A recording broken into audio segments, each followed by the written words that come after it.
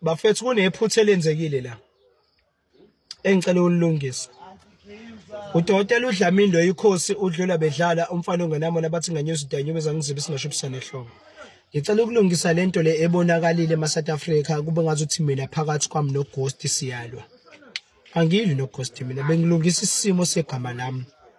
Number 2 baba Mnyeza. Mina mangithi baba Mnyeza ingoba ungenwa abantu abadala. Wena ungenwe ithonga. Ethongweni kuyahlonishwa. Ethongweni kuyahlonishwa. Ngicela labantu bakho abangifonela abantu mina bazongibulala bazongidubula bazokwenzani bayiyeke lento abayenza kumina. Mina ngihlale ngonyameni mina nginenduna engiphethe mina. Yes ngihlale ward 100 mina nginenduna engiphethe. Nginomdidiyelo udidela insizwa mina. Ngisuke futhi lapho ngise 17 mina. Angazi futhi wena ngise 17 mina einsizweni. Nakhona futhi ngiyatholakala. Ngiyinkatha nje mina. Hey ngiyinkatha nka mina. Angisho uthini ngizothi nje mfethu angazi ngixabane nawe. Angazi ngixabane nawe mina. Nhlobo. Checka i-social media yami. Checka i-social media yami. Ubone ukuthi khona umuntu engingexabana naye. Mina kulezi zinto engingayiposti kwi-media mina enginazo. Angisho ukuthi ngithini. Kodwa ngizothi bhuti angazi ngixabane nawe mina. Cela uyeke ukungifonela.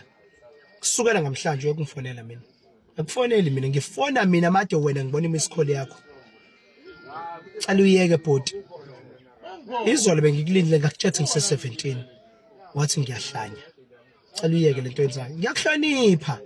Ngiyakwazi bafundisa ishow. Ngiyakwazi futhi emafezini. Ngisho mina ngeke ngichaze indaba yakhe sesiphingo. Yabo?